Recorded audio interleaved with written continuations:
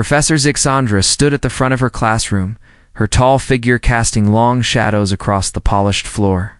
Her skin was like crystal, changing colors with her moods. Right now, it glowed a soft blue, which meant she was thinking hard about something. She had 8 eyes that could look in different directions at once. All of them were watching her students. The advanced quantum mathematics class was full of the smartest beings in the galaxy. There was Keth Mori, who had 3 brains that could think about different problems at the same time. His gray skin was covered in small bumps that lit up when he was solving hard equations. Next to him sat Yara, an energy being from the Phosphor Collective. She looked like a glowing cloud of light that changed shape when she was excited about learning something new. In the back corner sat Thane, a reptile-like creature from the desert planet Zarian. His scales were dark green, and his forearms moved quickly as he wrote notes. His people were known for being very good at remembering thousands of facts at once. Near the window was Neela, a plant-like being whose leaves rustled softly when she was happy. Her people could grow new brain parts when they needed to solve harder problems. But Professor Zixandra was not looking at any of these brilliant students. Her eyes were all focused on one spot in the back row. There sat the human. Sarah Chen was 22 years old, with short black hair and brown eyes. She wore the same blue uniform as everyone else, but she looked very different from the other students. She had only 2 eyes, only 1 brain, and only 2 arms. Her skin did not change colors, and she could not grow new body parts. She looked very simple compared to everyone else. The other students often whispered about Sarah when they thought she could not hear them. They spoke in their own languages, but Professor Zixandra could understand all of them. The Kethmori students called her the Simple. 1. The energy being said she was limited by flesh. Even the kind plant people wondered how she had passed the entrance tests. Professor Zixandra felt the same way. Her skin turned a dark purple, which meant she was annoyed. How had this human gotten into the most important school in the galaxy? The Galactic Institute only accepted the very best students. They had to pass tests that were so hard. Most beings could not even understand the questions. She remembered the day. When the school directors told her about Sarah, they said it was part of a cultural exchange program with Earth. They wanted to show that all species could learn together. Professor Zixandra had argued against it. She said humans were too new to space travel and too primitive to understand advanced mathematics. But the directors would not listen. They said Earth had become an important planet in galactic politics. They said having a human student would be good for the school's image. Professor Zixandra knew the real reason. The humans had something the other species wanted. Their planet was rich in rare metals that were needed for building faster spaceships. So here was Sarah Chen, sitting in her classroom, trying to learn mathematics that had taken other species thousands of years to develop.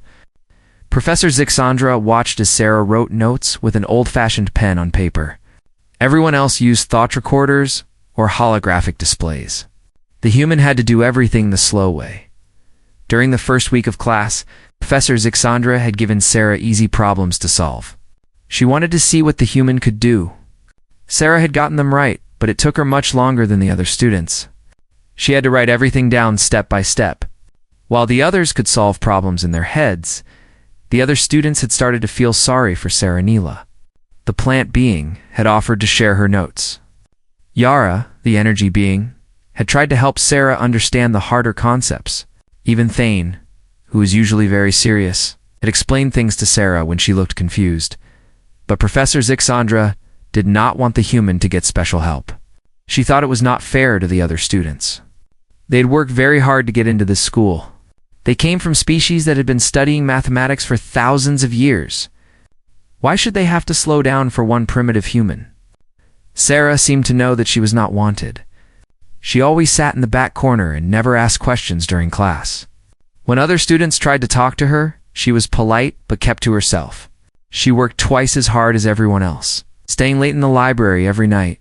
Professor Zixandra had been waiting for the right moment to prove her point. She wanted to show everyone that humans did not belong in advanced classes.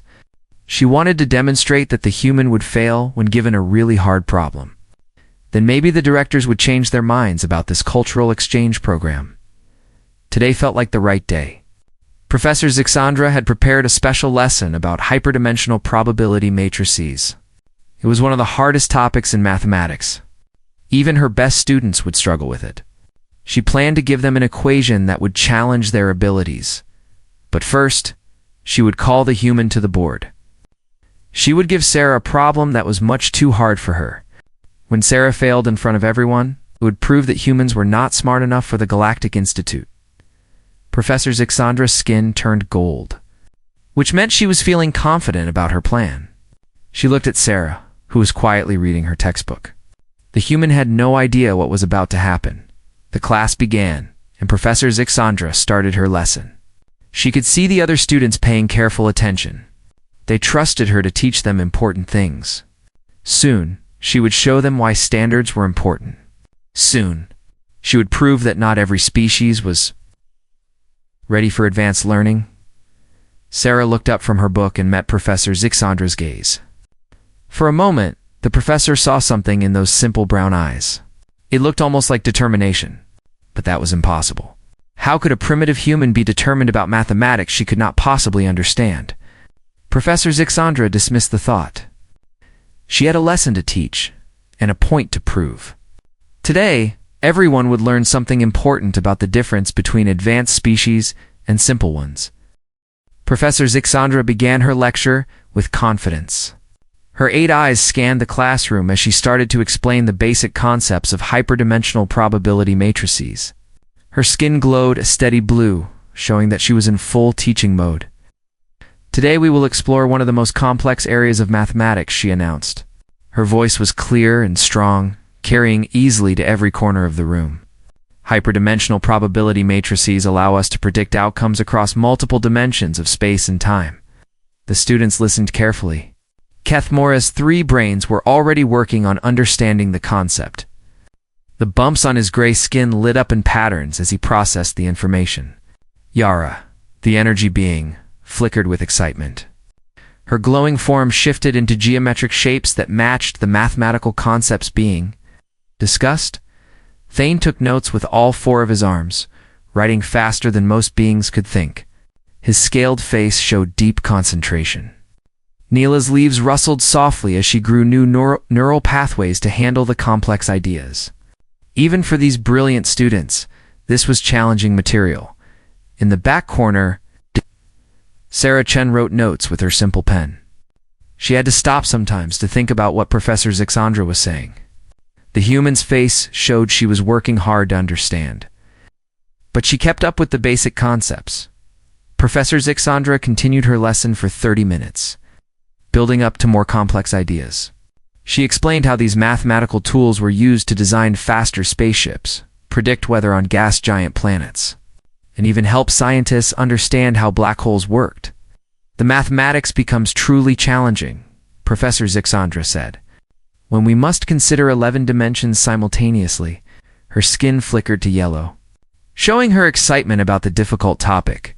This requires not just intelligence, but a special kind of thinking that few beings can master. She turned to the holographic display that took up most of the front wall. With a gesture, she made a complex equation appear in glowing blue letters. The equation filled the entire display with symbols and numbers that seemed to twist and move in patterns that hurt to look at. The students stared at the equation with amazement and fear. Even Kethmora's 3 brains seemed to be struggling with it. Yara's light dimmed as she tried to process what she was seeing. Thane's forehand stopped writing, and he just stared at the display. Neela's leaves went very still. This equation, Professor Zixandra explained, governs the collapse probability of quantum tunnels in 11 dimensions. It is used when building the most advanced starship engines. Solving it requires understanding concepts that are at the very edge of galactic knowledge. She paused to let the students look at the equation. She could see them trying to find patterns, trying to understand where to even begin. This was exactly what she had hoped for. The problem was hard enough to challenge her best students, but impossible for a primitive human to solve. Kethmori raised one of his hands. "Professor," he said in his deep voice, "this equation appears to have variables that change based on the observer's position in space-time. How do we account for that uncertainty?" "An excellent question," Professor Zixandra replied. Her skin showed pleased green colors. That is precisely what makes this problem so difficult. The traditional mathematical approaches do not work well with this level of complexity. Yara's glowing form pulsed with confusion. Professor, my people can process information at the speed of light. But even I cannot see all the connections in this equation. It would take me hours to work through all the possibilities. Thane nodded his reptilian head. My memory banks contain mathematical techniques from 100 worlds, but I do not recognize some of these symbol combinations. This is beyond anything I have studied before. Professor Zixandra felt perfect satisfaction. Her skin glowed bright gold as she realized her trap was working perfectly. Her best students were admitting that the problem was extremely difficult. This was the moment she had been waiting for. She looked toward the back corner where Sarah sat. The human was staring at the equation with a confused expression. Her simple brown eyes moved back and forth across the display, clearly not understanding what she was looking at. Perhaps Professor Zixandra said in a voice that carried across the quiet classroom, "We should ask for a different perspective on this problem."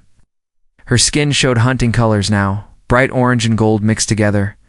Sometimes a fresh viewpoint can be helpful.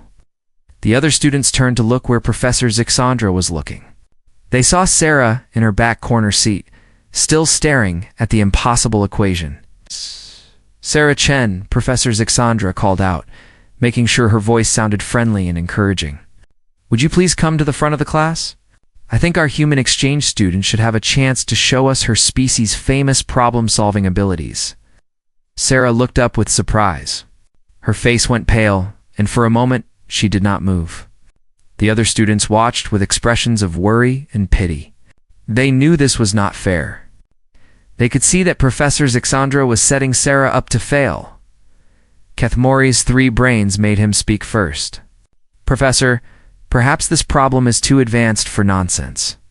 Professor Zixandra interrupted, her skin flashing warning colors. "The human passed our entrance examinations, did she not? She must be capable of handling our coursework." Yara tried to help too. "We could work on the problem together as a group. I think individual effort would be more educational," Professor Zixandra said firmly. Her 8 eyes all focused on Sarah. "Come along, Miss Chen. Do not be shy." Sarah slowly stood up from her seat. She walked down the aisle between the other students, who watched her with sympathy. Her footsteps were quiet on the polished floor. When she reached the front of the classroom, she stood next to the huge holographic display. The equation towered over her small human form. The complex symbols seemed to mock her simple appearance. Professor Zixandra stood back with her arms crossed, waiting to see Sarah fail. "This equation," Professor Zixandra explained again, "describes quantum tunnel collapse in 11 dimensions. It is one of the most challenging problems in modern physics. Please, show us how humans approach such difficulties." Sarah stared up at the equation for a long moment. The classroom was completely quiet. Even the soft sounds of Neela's leaves had stopped. Everyone waited to see what would happen.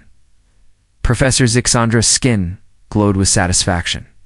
Soon, everyone would see that humans did not belong at the Galactic Institute. Soon, this embarrassing cultural exchange program would end, and her classroom could return to serious learning. But as Professor Zixandra watched Sarah's face, she noticed something unexpected. The human was not showing fear or panic. Instead, Sarah's expression was becoming more focused, more thoughtful. Her brown eyes moved across the equation in a strange pattern, almost like she was seeing something that others could not see. For just a moment, Professor Zixandra felt a tiny bit of doubt, but she pushed that feeling away. This was just a primitive human looking at mathematics she could never hope to understand. The trap was set perfectly, and soon it would spring closed. Sarah Chen stood in front of the massive holographic equation, looking very small compared to the complex symbols that filled the display. The entire classroom was silent, waiting to see what she would do. Professor Zixandra watched with satisfaction, her crystalline skin glowing gold with the expectation of proving her point. For several minutes, Sarah just stared at the equation. Her brown eyes moved slowly from left to right, then back again. She seemed to be studying every symbol, every number, every strange mathematical operator that most of the class had never seen before. The other students watched with growing discomfort. They could feel the tension in the room. Kethmori's three brains were all focused on Sarah, hoping somehow she would find a way to solve the problem. Yara's energy form flickered with nervous light. Thane's four hands fidgeted with his writing tools. Even Neela's leaves trembled slightly with worry. Professor Zixandra was starting to feel impatient. How long would the human stare at the equation before admitting she could not solve it? The professor's skin began to show orange streaks, which meant her mood was changing from satisfaction to mild annoyance. Then Sarah did something that no one expected. She began to hum. The sound was very soft at first, barely louder than a whisper. It was a simple melody, going up and down in gentle waves. The tune seemed random, like someone making up a song as they went along. Professor Zixandra's skin flashed confused colors. What was the human doing? This was a mathematics class, not a music lesson. Her 8 eyes focused more sharply on Sarah, trying to understand what was happening. The other students looked at each other with puzzled expressions. Yara's light flickered in patterns that meant she was asking silent questions. Thane tilted his reptilian head to one side, listening to the strange melody. Kethmoria's 3 brains seemed to be working on completely different problems now. Sarah's humming grew a little louder. As she hummed, she began to move her hands in the air, tracing patterns that seemed to follow the rhythm of her tune. Her fingers danced through the space in front of the holographic display, almost like she was conducting an invisible orchestra. "Miss Chen," Professor Zixandra said sharply, her skin showing irritated purple colors. "This is a mathematics class. We are not here to listen to human music." But Sarah did not stop humming. Instead, she reached up and touched one of the holographic symbols in the equation. When her finger made contact, the symbol glowed brighter and began to move slowly across the display.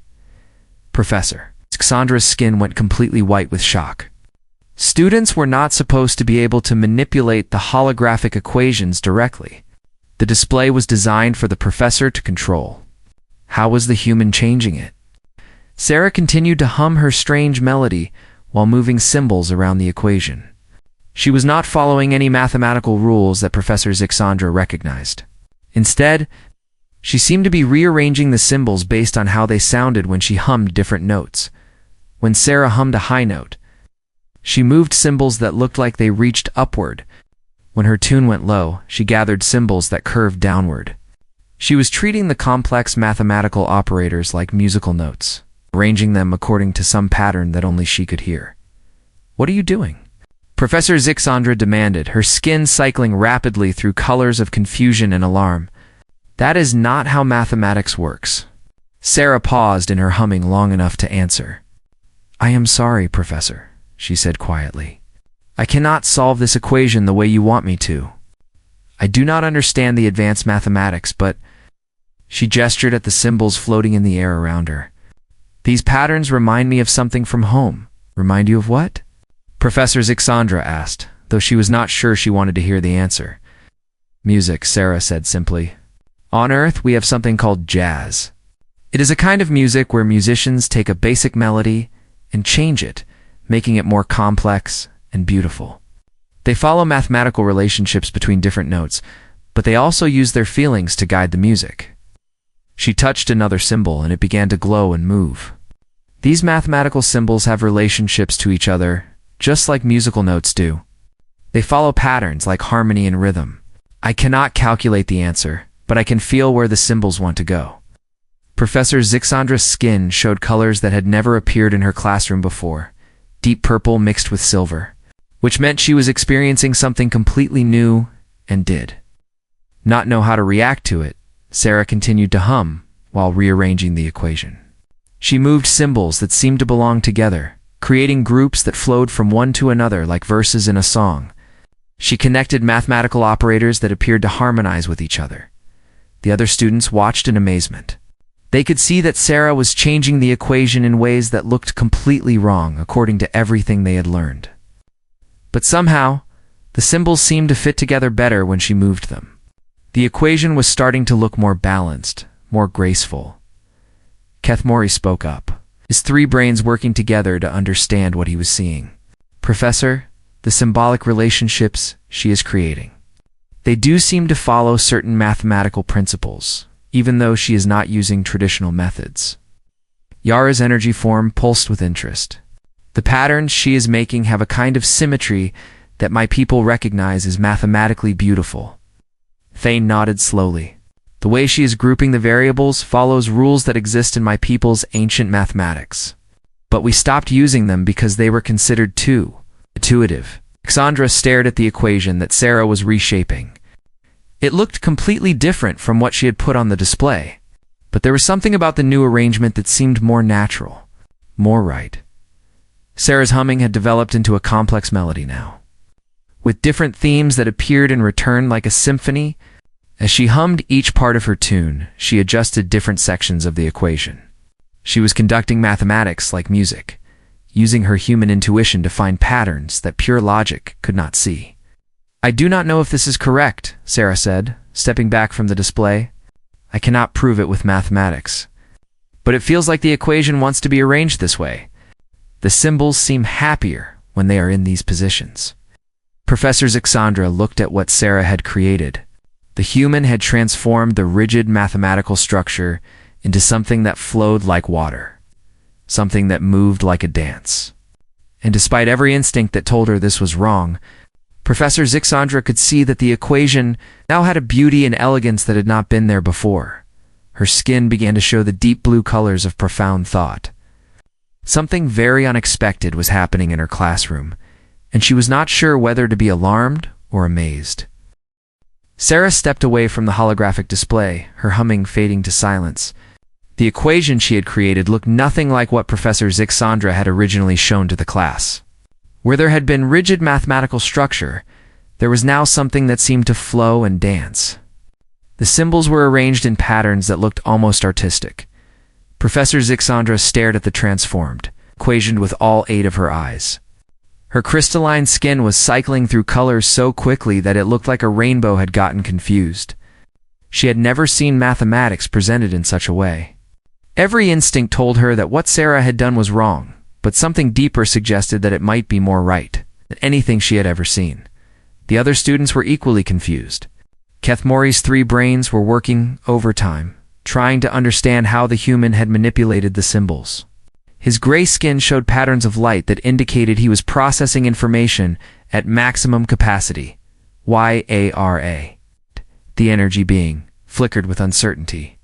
Her people could think at the speed of light, but even she could not immediately understand what Sarah had accomplished.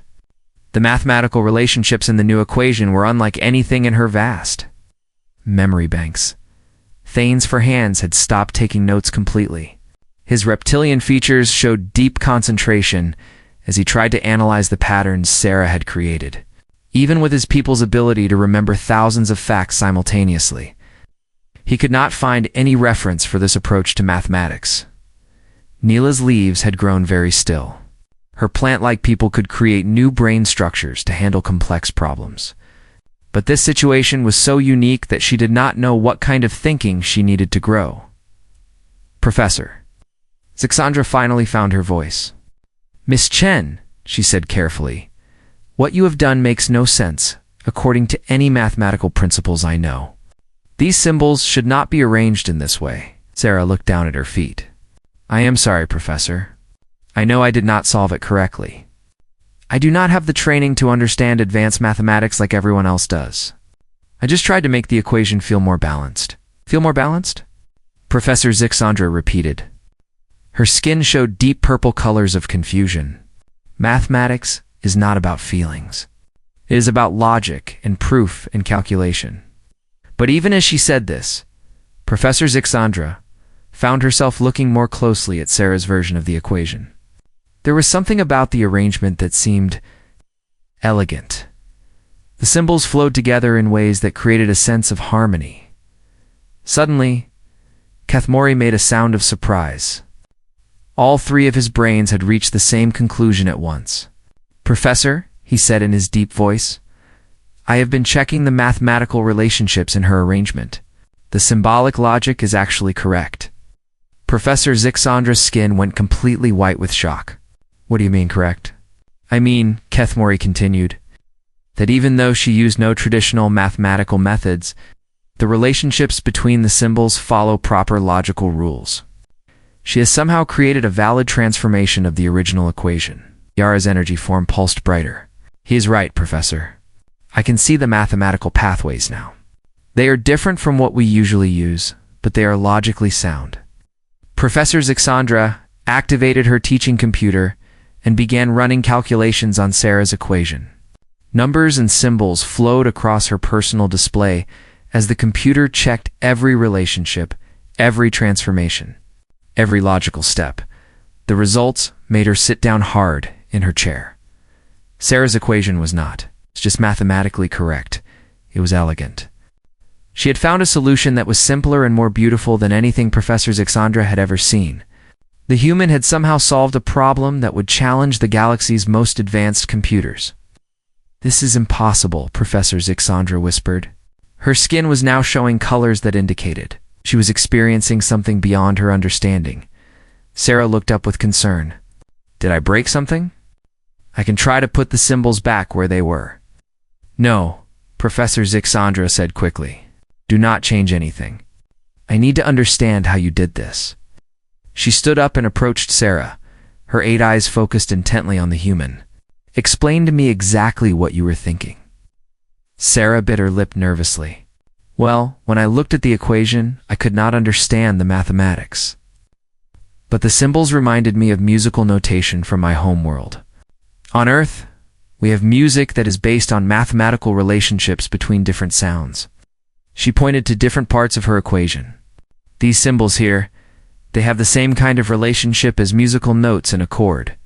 When musicians play a chord, they choose notes that sound good together because of mathematical ratios between their frequencies." Professor Zixandra's skin showed interested yellow colors. "Go on." "And these operators here?" Sarah continued. Pointing to another section, "They reminded me of rhythm patterns in jazz music. Jazz musicians take a basic melody and improvise on it, creating variations that are mathematically related to the original tune but more complex and beautiful." Sarah's confidence grew as she explained. "I realized that your equation was like a piece of music that was written too rigidly. All the symbols were following strict rules, but they did not have room to create harmony with each other. So I tried to rearrange them the way a jazz musician might improvise on a song." Thane spoke up from his seat. "But how did you know which symbols could be moved together? Mathematical operators have very specific rules about how they can be combined." Sarah smiled for the first time since entering the classroom. "That is where the humming helped. I hummed different melodies and listened to how they sounded with different parts of the equation. When a melody felt right, it meant the mathematical relationships were probably correct too." "You were using auditory pattern recognition," Yara said with amazement. "My people can process information at light speed. But we have never thought to use sound patterns to solve mathematical problems." Professor Zixandra was staring at Sarah with completely new eyes. "You mean to tell me that humans solve mathematical problems by feeling them?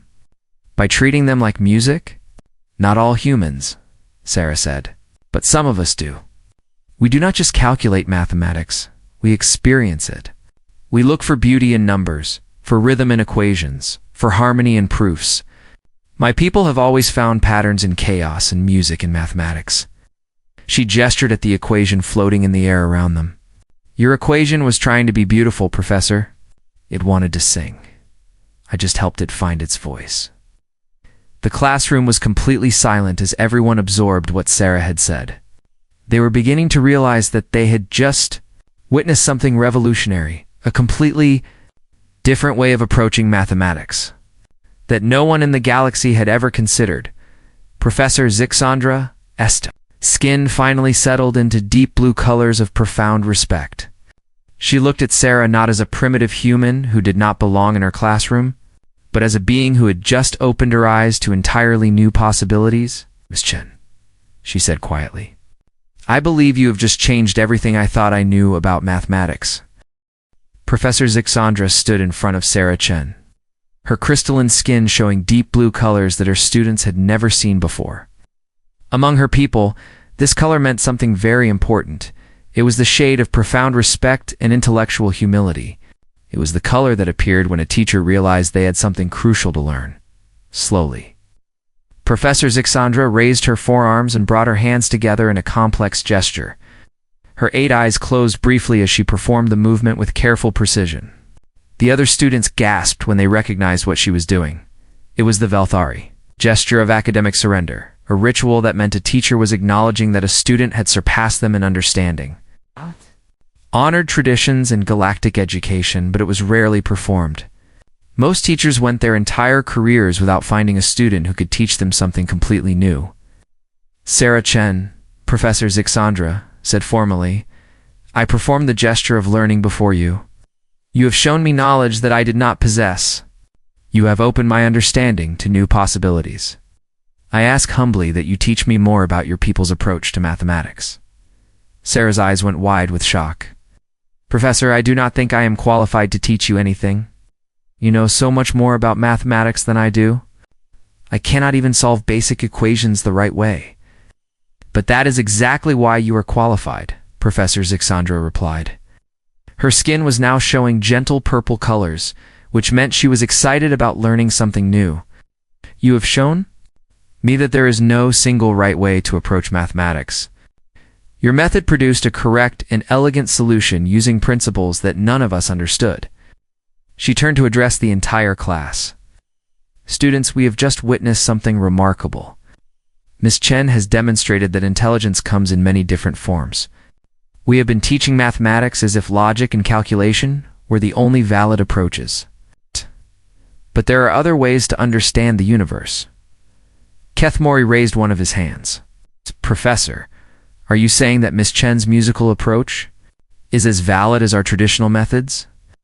"I am saying it may be more than valid, Professor," Zixandra answered. Her solution was not only correct, it was more elegant than anything our traditional approaches could have produced. She found beauty and harmony in mathematics that we did not even know existed. Yara's energy form pulsed with curiosity. "But how can we learn to think like humans do? My people process information at light speed, but we do not have the same kind of intuitive understanding that Miss Chen demonstrated." Sarah spoke up quietly. "You do not need to think exactly like humans do. Every species probably has their own way of finding patterns and beauty. The important thing is not to rely only on logic and calculation. Sometimes you need to feel your way to the answer." Thane's reptilian features showed interest. "My people have ancient mathematical traditions that were considered too emotionally. We abandoned them centuries ago in favor of pure logical approaches. Perhaps we should reconsider those old methods." "Exactly," Professor Zixandra said, her skin showing excited yellow colors. "We have all focused so much on being logical and precise that we forgot mathematics can be beautiful and intuitive as well." She activated her teaching computer and began bringing up examples of mathematical problems from different worlds. "Look at this equation from the crystalline. Mathematicians of Altair 7. They solve problems by creating geometric patterns that grow like crystals. And here, the cloud dancers of Nebula Prime use probability mathematics that flows like their atmospheric dances." The display filled with examples of mathematical approaches that looked nothing like the rigid, logical structures the students were used to. There were equations that moved like living things, formulas that created beautiful visual patterns, and mathematical proofs that told stories. "I have been teaching mathematics wrong for centuries," Professor Zixandra admitted. "I thought that intelligence meant following the same logical patterns that my people use. But intelligence is much more diverse and wonderful than I realized." She looked at Sarah with genuine admiration. "Chen, would you be willing to work with me to develop new teaching methods? I want to understand how your people approach mathematical problems. I want to learn how to help other students find their own unique ways of understanding." Sarah nodded eagerly. "I would be honored to help, Professor. But I think we should also learn from the other students. I bet everyone here has insights that we could use to make mathematics more beautiful and accessible." Neela's leaves rustled with excitement. "My people could contribute botanical mathematical models. We solve problems by growing neural structures that mirror the patterns we need to understand. And my people's memory techniques could help students remember mathematical concepts by connecting them to stories and experiences," Thane added. Professor Zixandra's skin glowed with happiness. Yes, exactly. We can create a new kind of mathematics education that draws on the strengths of all our different species. Instead of forcing everyone to think the same way, we can celebrate the diversity of intelligence. Over the following weeks, Professor Zixandra's classroom became the most popular course at the Galactic Institute. Students from every species came to explore new ways of approaching mathematics. They learned to solve equations through music, through dance, through storytelling, through artistic visualization, and through dozens of other creative methods. Sarah worked closely with Professor Zixandra to document these new approaches. Together, they discovered that mathematical truth could be reached through many different paths. Logic and calculation were important, but so were intuition, emotion, creativity, and aesthetic sense. Other professors began to visit the classroom to see what was happening. Soon, the entire educational system of the galaxy was buzzing with excitement about these revolutionary teaching methods. Universities on hundreds of worlds began to change their approaches to education. Professor Zixandra wrote a research paper titled Beyond Binary Logic: The Integration of Aesthetic Intelligence and Higher Mathematics. It became the most widely read academic paper in galactic history. In it, she described how human intuition had opened her eyes to the limitations of purely logical approaches to learning. But more importantly, she wrote about how every species brought unique gifts to the pursuit of knowledge. The paper argued that true wisdom came not from forcing everyone to think the same way, but from celebrating and combining different forms of intelligence.